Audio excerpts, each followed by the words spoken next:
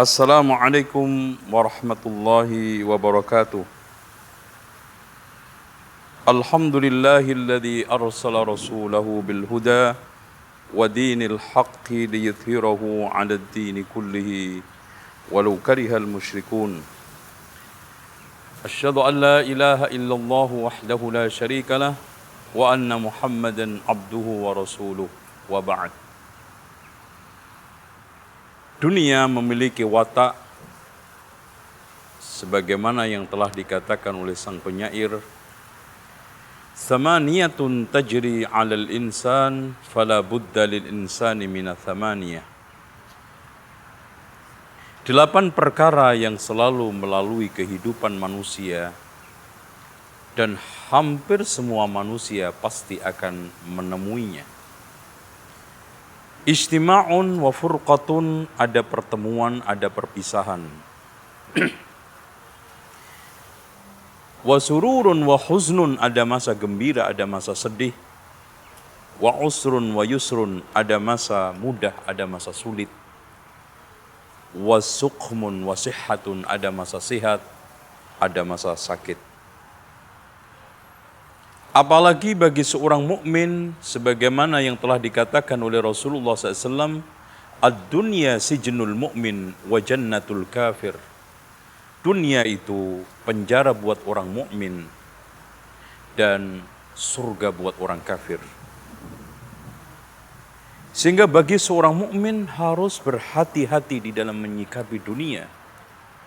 Karena cinta dunia berlebihan yang akhirnya menimbulkan benci kematian merupakan penyakit yang paling ditakutkan oleh Rasulullah SAW, yaitu al-wahan.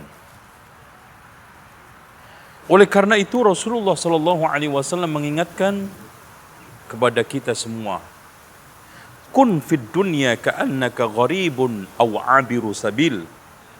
Hiduplah di dunia seakan-akan engkau merantau atau mampir, singgah sesaat untuk melakukan atau menghabiskan atau menyelesaikan sesuatu hajat.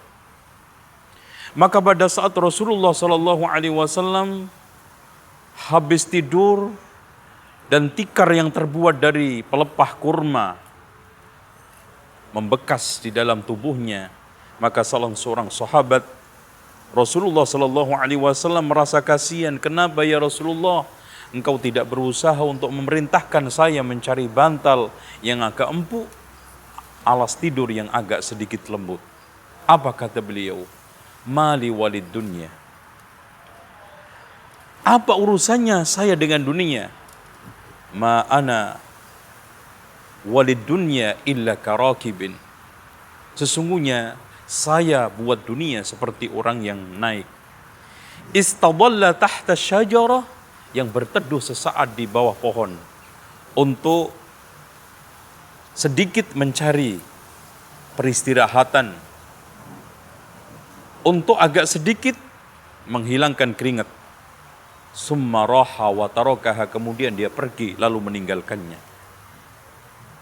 Maka Allah Subhanahu wa taala mengingatkan kepada kita, wa'lamu annama amwalukum wa auladukum fitnah.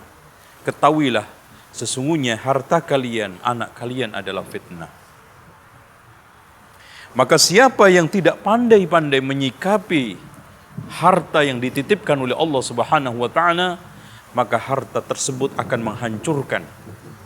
Lihat, perhatikan firman Allah Subhanahu wa taala, bagaimana harta itu membentuk sikap yang jelek, membentuk watak yang dimurka oleh Allah. Kalla innal insana la yadgha ar-ra'ahu istaghna. Sungguh manusia itu cenderung melampaui batas ketika melihat dirinya merasa kaya. Merasa dia memiliki segala-galanya, membuat dia lalai, membuat dia jauh dari Allah Subhanahu wa taala. Bahkan saling membunuh, saling jegal-menjegal, dan menghalalkan segala cara, membuat kerusakan di muka bumi, watak pencinta dunia.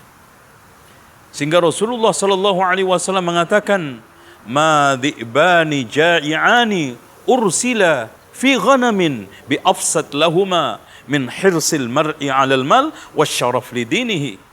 Tidaklah ada dua serigala yang sedang kelaparan. Dilepas ke dalam satu kambing masih lebih bahaya dan masih lebih sadis orang yang gila harta, ambisi kedudukan, mengorbankan agamanya. Kenapa Rasulullah mengumpamakan serigala? Karena di antara sekian hewan buas yang paling sadis adalah serigala. Karena ketika memangsa mangsanya langsung dimakan hidup-hidup. Bagaimana sekarang dua serigala yang sedang kelaparan berebut satu kambing. Subhanallah, sangat dahsyat, sangat mengerikan. Tapi ternyata masih lebih mengerikan, sangat dahsyat orang yang gila harta, ambisi kedudukan, mengorbankan agamanya. Dengan demikian, Rasulullah SAW pernah menggambarkan betapa hinanya satu kehidupan dunia ini. Pernah Rasulullah menawarkan sahabat, wahai sahabatku, adakah di antara kalian yang mau memanfaatkan kambing kudisen kurus yang bangkai ini? Ya Rasulullah, tidak ada satupun yang mau. Apa kata Rasulullah SAW? Sungguh dunia lebih terhina daripada ini kambing atas kalian. Dengan demikian, apa yang dikatakan oleh Yahya bin Mu'ad. Sesungguhnya dunia ini seperti kalajengking.